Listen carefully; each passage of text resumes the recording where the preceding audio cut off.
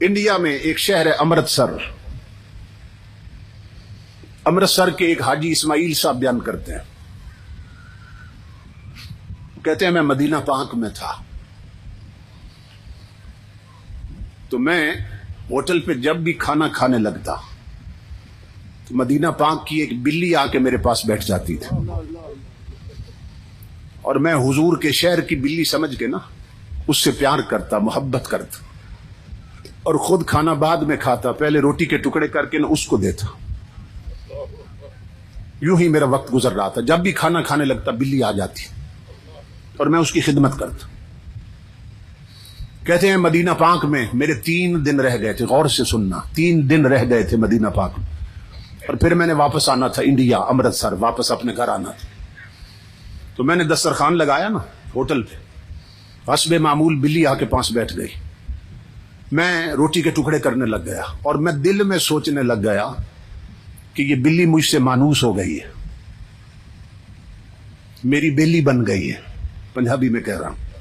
یہ مجھ سے مانوس ہو گئی، گھل مل گئی میرے ساتھ، جو جب بھی کھانا کھانے لگتا ہوں یہ آ جاتی ہے. تو میں نے 3 دن کے بعد وطن واپس جانا ہے، تو میں کیوں نہ حضور کے شہر کی بلی اپنے ساتھ لے جاؤں.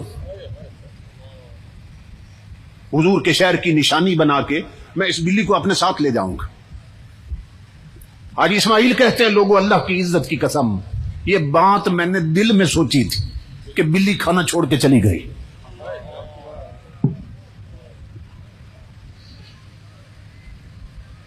تیرے اعلی حضرت فرماتے ہیں تیرے قدموں میں جو ہے غیر کا منہ کیا دیکھے، اور کون نظروں میں جچے دیکھ کے طلبہ تیرا. کہتے ہیں دل میں سوچا کہ بلی کو پکڑ کے اپنے ساتھ لے جاؤں گا انڈیا، امرتسر.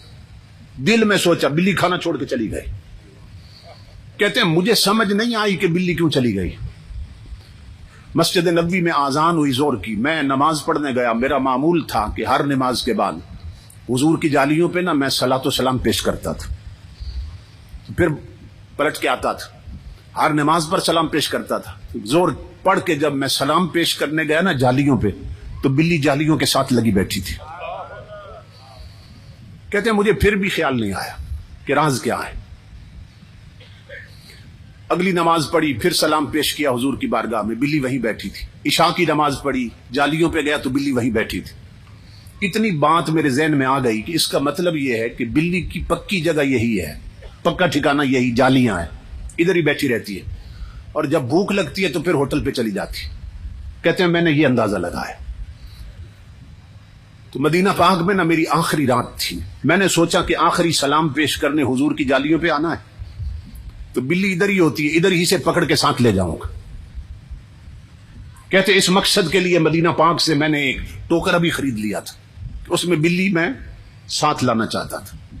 کہتے ہیں مدینہ میں میری آخری رات تھی. کہتے لوگوں اللہ کی عزت کی قسم جب رات کو میں سو گیا میرا مقدر جاگ اٹھا. میں نے خواب دیکھا امام الانبیاء خواب میں تشریف لے آئے.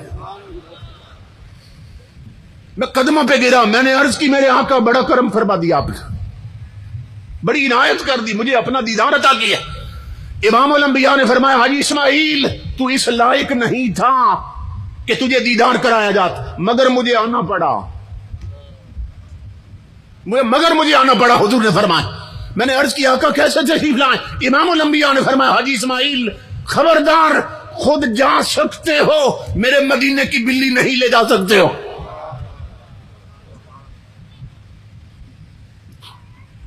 حاجی اسماعیل کہتے ہیں میں خواب میں قدموں پہ گرا.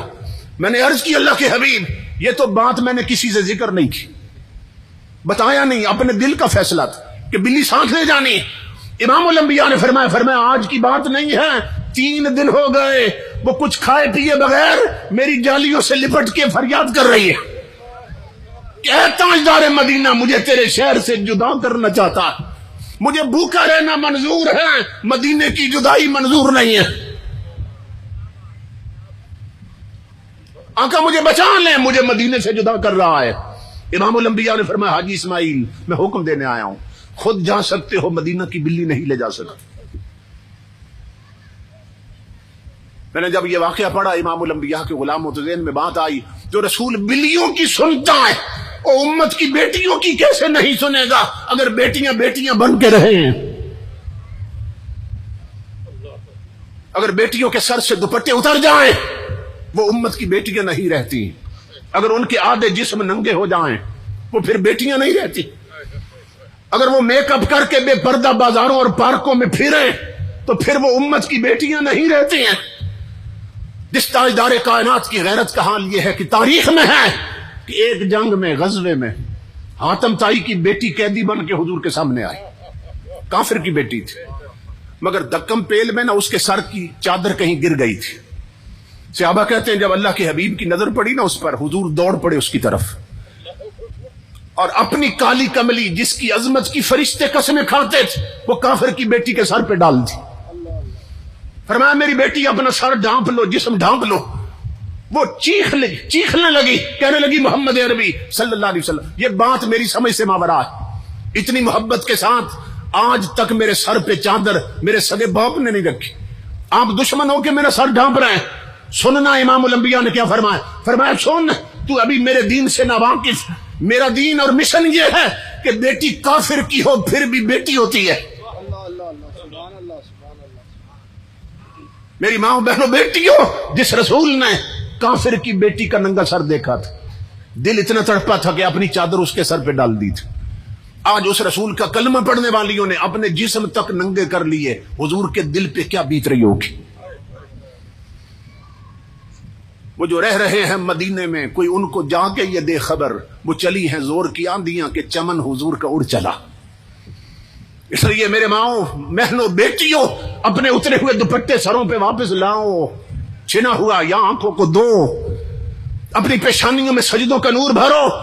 تم گھر سے باہر نکلو تو ایسے نہ لگے کوئی فلمی ناگن جا رہی, ایسے بن کے نکلو پتہ چلے فاطمہ زہرا کے در کی کنیز جا رہی ہے. جوانوں اپنے پاؤں کو مسجدوں کے راستوں پہ چلنے کا عادی بناؤ.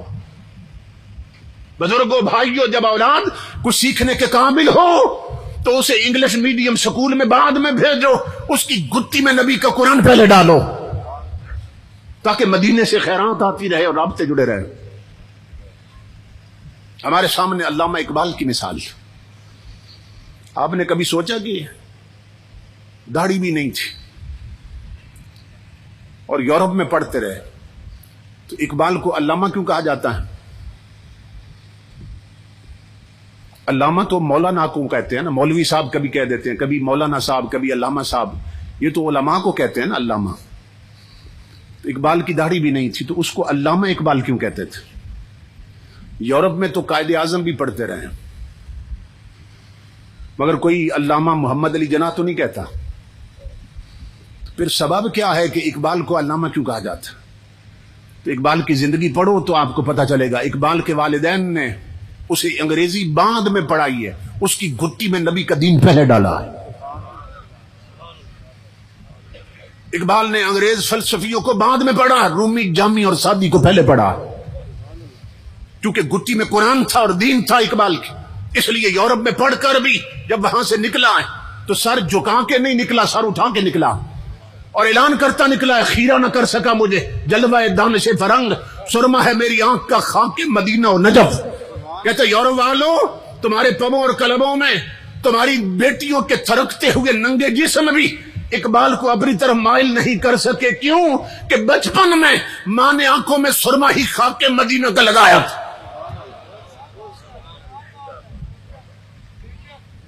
اس لیے میرا پیغام ہے تجھ کو سنبھلنا تو ہے اب وقت سنبھل جا, اے بحر عمیق اپنے کناروں سے اچھل جا. غافل تجھے پا کر لے آئے ہیں پھر جال, تو باز ہے بلبل نہیں بستان سے نکل جا. باطل سے نہ ڈر جنگ کے میدان میں اتر جا, رکھ حق پہ نظر ماہو سریا سے گزر جا. کہ تجھ کو حسین ابن علی نے یہ وصیت, مرنا ہے تو ڈر موت سے, جینا ہے تو مر جا. تقدیر الہی کے نوشتے بھی وہی ہیں, اللہ بھی وہی, اس کے فرشتے بھی وہی ہیں. اتریں گے ملائک تیری امداد کو اب بھی, گر ذات خدا سے تیرے رشتے بھی وہی ہیں. اپنے رشتے حضور سے پھر سے بحال کیجئے, تاجدار کائنات کا فیض آج بھی جاری و ساری. جو اہل ہیں حضور آج بھی انہیں نواز رہے, سب پہ نگاہ رحمت لگی. اپنی جولیاں پھیلا کر حضور سے خیرات مانگی ہے. چمک تو اس سے پاتے ہیں سب پانے والے, میرا دل بھی چمکا دے چمکانے والے. تو زندہ ہے واللہ, تو زندہ ہے واللہ, میری چشم عالم سے چھپ جانے والے. اللہ رب العزت ان بھائیوں کو جنہوں نے اس پروگرام کا اہتمام کیا اور ہمیں جمع کیا اور اتنی محنت کی, وہ سب آپ کے سامنے ہے.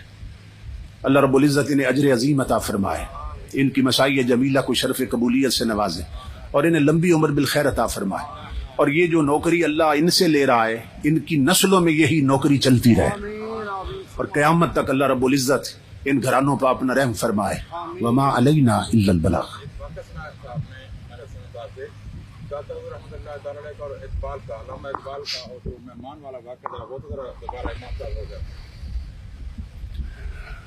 یہ ایک واقعہ فرما رہے, کسی خطاب میں سنا انہوں نے تو فرماتے ہیں کہ وہ سنا دیں, تو میں عرض کر دیتا ہوں اختصار سے.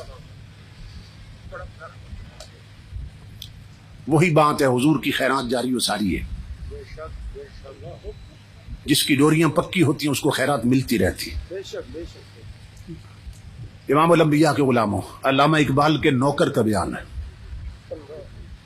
اور یہ بات مجھے سب سے پہلے حضرت مولانا عبدالستار خان نیازی رحمۃ اللہ علیہ نے بتائی تھی. کہ آپ فرماتے ہیں کہ ہم اقبال کے نوکر سے خود ملے تھے. یہ علامہ مولانا عبدالستار خان نیازی رحمۃ اللہ علیہ, یہ علامہ اقبال قائد اعظم محمد علی جناح کے ورکروں میں سے تھے, مسلم لیگ کے ورکروں میں سے تھے.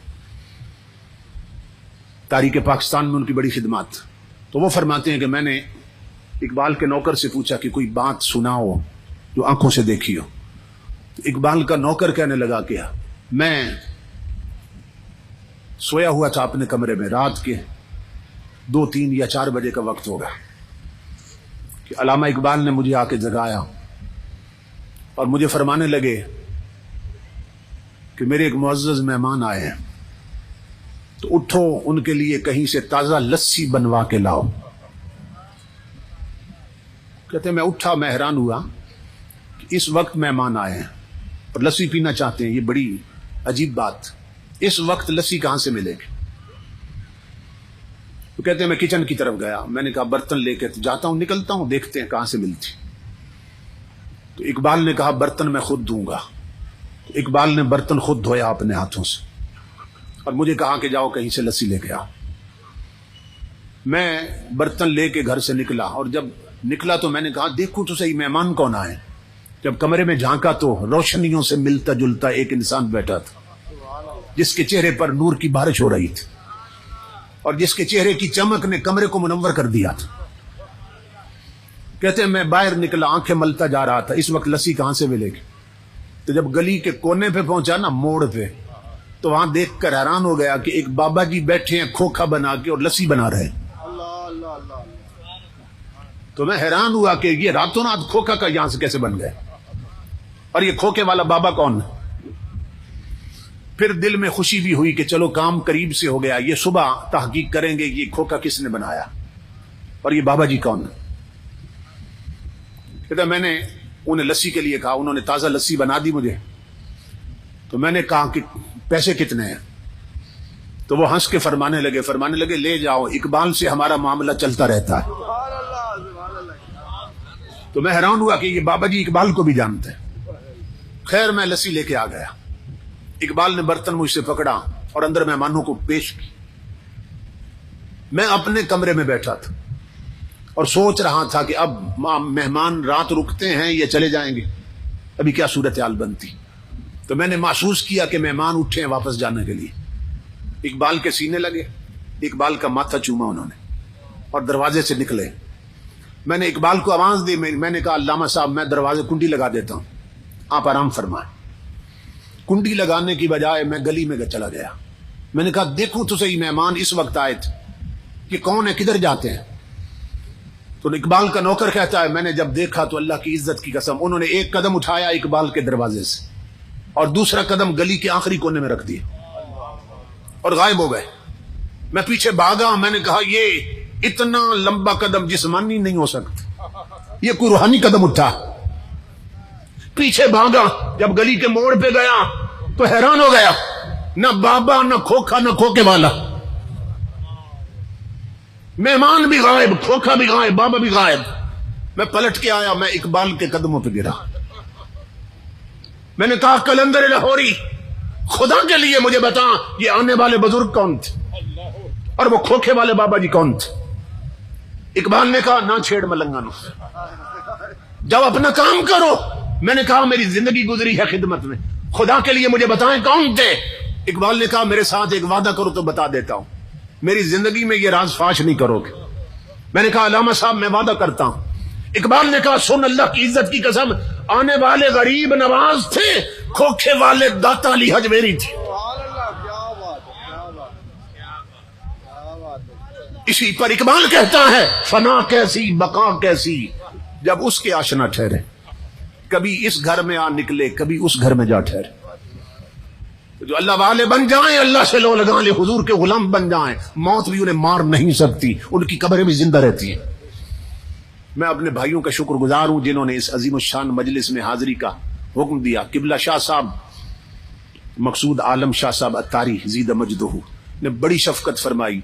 मेरा ख्याल है कोई 2 महीने पहले इन्होंने हुक्म दिया और फिर मुसलसल राब्ते में रहे। अल्लाह रब्बुल इज्जत इनका साया तमाम दोस्तों का अहले सुन्नत के सरों पे कायम रखे और इनकी काविशों को शर्फ कबूलियत से नवाजे। हम सब की हाजिरी कबूल फरमाए। वमा अलैना इल्लल बलाग। सलाम के लिए खड़े हो जाए।